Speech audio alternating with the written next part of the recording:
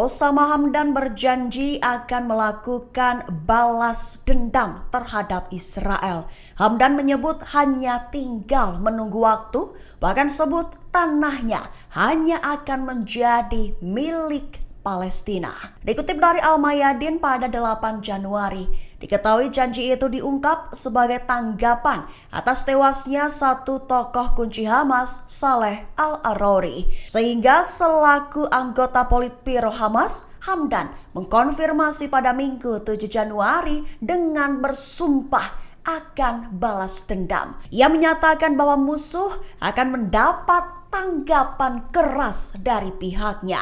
Itu disebutnya yang akan mengajarkan Israel bahwa pembunuhan itu tidak akan melemahkan perlawanan sedikit pun. Ia juga menekankan bahwa balas dendam yang lebih besar juga akan dilakukan oleh perlawanan, di mana pembebasan Al-Quds yang diduduki mengakhiri pendudukan dan kembalinya warga Palestina ke tanah mereka sendiri. Hamdan berjanji dan mengatakan bahwa tanah mereka hanya akan menjadi milik Palestina untuk rakyat Palestina.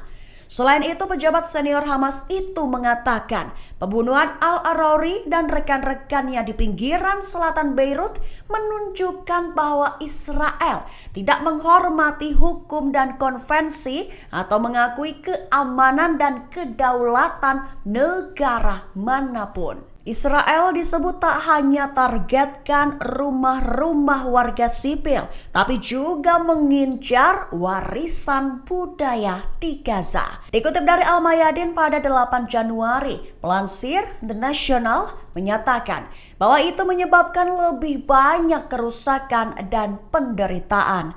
Menteri Kebudayaan Palestina, Atef Abu Sheikh, menyebut agresi Israel terhadap budaya Gaza sebagai upaya sistematis dan tepat sasaran untuk menghapus memori nasional. Lantaran diketahui hingga 1 Januari saja, serangan Israel sudah menghancurkan 207 situs arkeologi dan warisan budaya di Gaza dari total 325 situs yang terdaftar. Atef Abu Sheikh menyebutnya sebagai kampanye yang sistematis dan tertarget terhadap sektor budaya dan warisan dengan komponen material dan tidak terwujud di wilayah tersebut. Disebutnya itu bertujuan untuk menghapus ingatan nasional, mendorong distorsi fakta, dan melawan narasi Palestina. Diketahui jumlah itu meningkat 100% dari pengamatan bulan November tahun 2023 kemarin, di mana bulan November LSM Spanyol yang didedikasikan untuk pelestarian warisan budaya, di mana 104 situs telah dirusak atau dihancurkan seluruhnya oleh pasukan Israel. Ibasnya, Euromed Human Rights Monitor mengecam serangan Israel terhadap situs budaya dan keagamaan di Gaza. Bahkan pada bulan November pula, pihaknya juga menuduh Israel tanpa henti menggerogoti warisan kemanusiaan dan budaya warga Palestina di jalur Gaza. Dengan kekerasan menargetkan bangunan-bangunan yang mewakili nilai-nilai dasar warga Gaza. Imbas terseruduk mobil saat bertugas di pos pemeriksaan tepi barat, polisi Israel tak sengaja bunuh gadis muda. Dikutip dari Sky News pada 8 Januari, kabar itu diumumkan oleh layanan darurat di Israel. Rekaman video dari kamera keamanan tampak menunjukkan sebuah mobil berwarna putih ditabrakkan ke arah sepasang petugas polisi Israel di pos pemeriksaan. Polisi kemudian mengejar kendaraan tersebut dan melepaskan tembakan. Mereka menemukan seorang pria dan seorang wanita di dalam mobil. Di mobil yang berbeda, ada seorang gadis dengan usia sekira 3 atau 4 tahun pun jadi korban.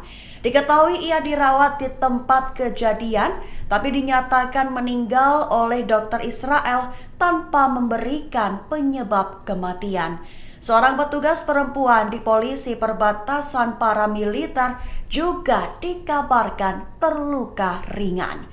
Di satu sisi, polisi Israel mengatakan dalam sebuah pernyataan bahwa sebuah mobil yang berisi seorang pria dan seorang wanita berhenti di sebuah persimpangan dekat Yerusalem.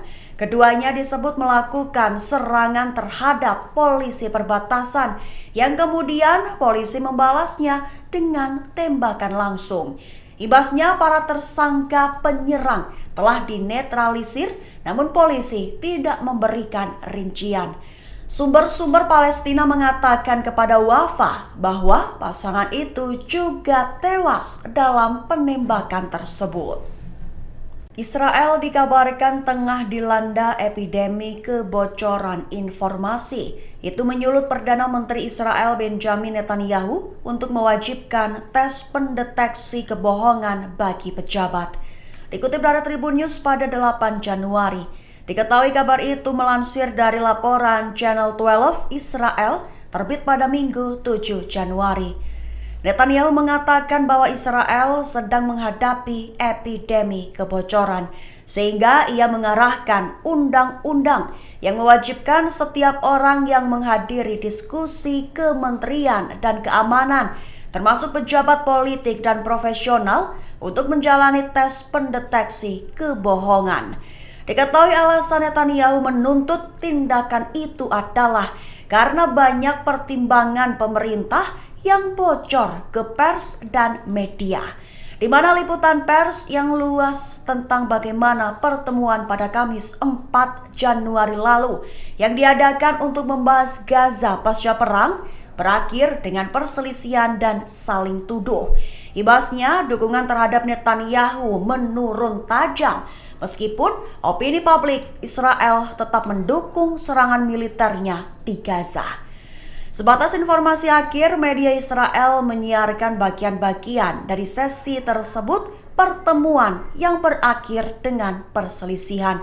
Harusnya ditutup justru memuat kritik dan diskusi yang penuh kemarahan antara beberapa anggota pemerintah dan pejabat militer.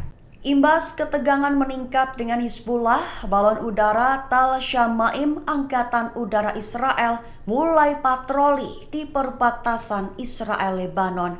Dikutip dari Tribun News pada 8 Januari, melansir dari Jewish Press menyatakan bahwa Tal Shamaim atau Skydew adalah satu jenis balon udara observasi ketinggian terbesar dari jenisnya. Diketahui militer Israel telah mengerahkan balon udara jenis itu untuk mengawasi wilayah perbatasan. Mayor Jenderal Norkin selaku Komandan Angkatan Udara Israel buka suara. Ia menyatakan bahwa IAF tengah menghadapi ancaman signifikan di wilayah utara, sehingga pihaknya harus bersiap menghadapi segala skenario. Selanjutnya, sistem baru balon udara itu memberikan tambahan penting pada kemampuan kontrol udara yang ada, serta berguna untuk mengingatkan kemampuan IAF untuk mempertahankan langit Israel. Perlu diketahui persenjataan ini akan membantu militer Israel mendeteksi rudal jarak jauh, rudal jelajah, dan drone yang masuk. Balon udara tersebut juga dilengkapi radar canggih dan sistem aerostat. Dirancang secara strategis untuk melayang di ketinggian, memberikan Israel kemampuan deteksi serangan dan peringatan dini. Balon udara besar itu diproduksi oleh perusahaan Amerika Serikat Tekong, bisa membawa beban seberat 7.000 pon dan memiliki ketinggian operasional 10.000 kaki. Terlihat dalam video di mana tentara Israel menembaki brutal warga Palestina di Ramallah tepi barat. Ibasnya dikabarkan 2 warga Palestina terluka. Dikutip dari Tribun News pada 8 Januari, beredar video yang menunjukkan beberapa momen tentara Israel menembaki warga Palestina.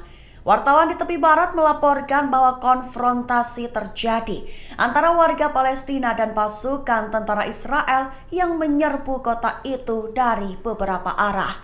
Akibat penembakan, dikonfirmasi ada 2 warga Palestina di Ramallah terluka pada Sabtu 6 Januari malam.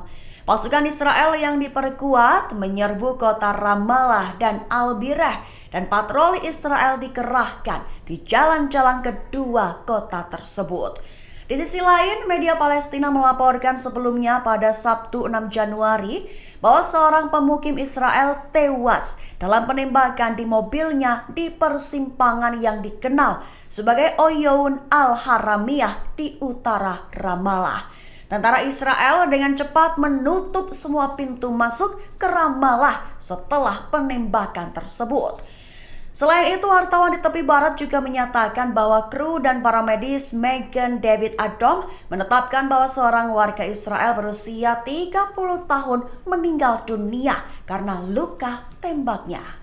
Download Tribun X sekarang, menghadirkan lokal menjadi Indonesia.